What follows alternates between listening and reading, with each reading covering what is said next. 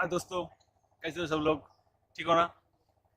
तो आज मैं रूबिक्स क्यूब सॉल्व नहीं करूँगा, बल्कि फोड़ूंगा, वो भी ये बम के साथ। देख लो तुम लोग।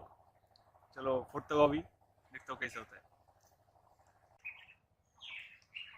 तो अब बम के ऊपर रूबिक्स क्यूब लगा देता हूँ।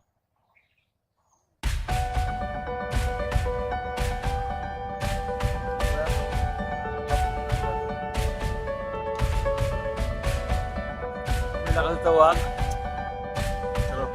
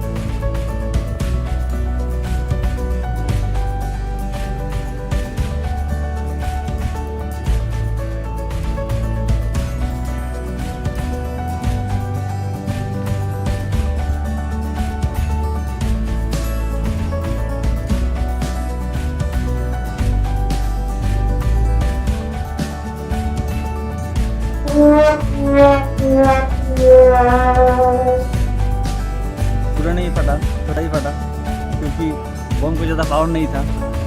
तो देखता हूँ अभी क्या कर सकता हूँ।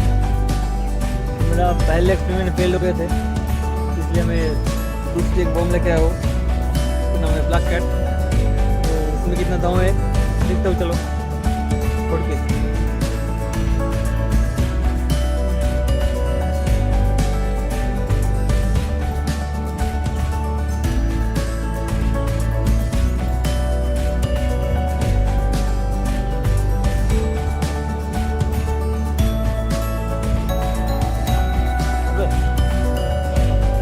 आग लगाता हूँ अब।